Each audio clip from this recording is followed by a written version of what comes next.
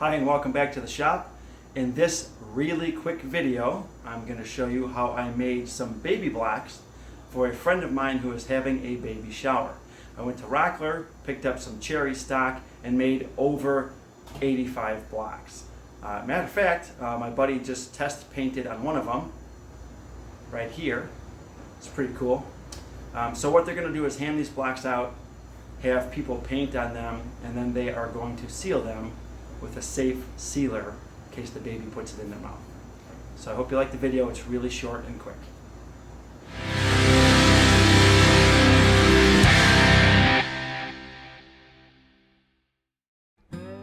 When I got home from Rockler, it was time to unpack the 5 pieces of cherry stock.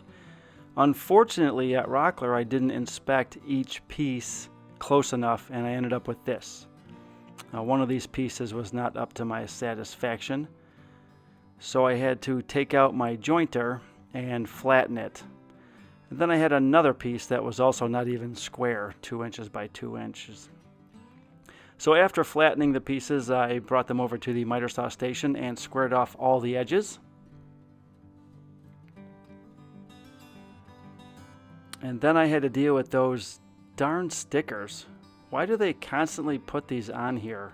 Can't they laser etch in a bar?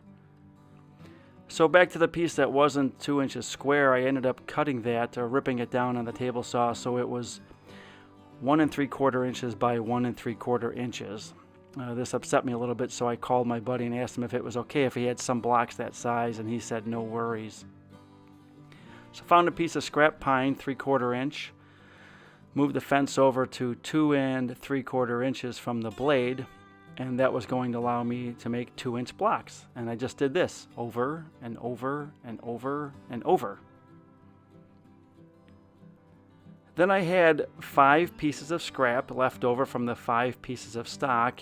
They were roughly 5.5 inches long, so I figured I could get 2 more blocks out of each piece of scrap left over.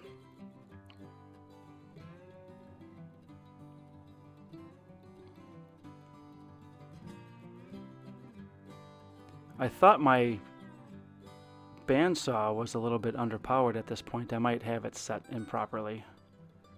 There they are. I made 67 2x2s and 19 1 3/4 inch blocks. Then it was off to the sander, where I wanted to sand all 6 sides smooth. Say that fast 3 times. Then my plan was to take out the portable Craftsman router table that I purchased on clearance and route a round over edge on all of the sides. So I started doing that, and I was moving along pretty good until I started to get some tear out, and that was not going to be acceptable for my standards.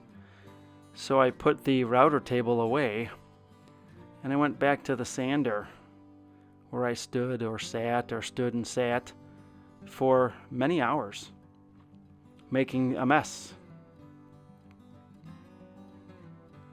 But all smooth edges.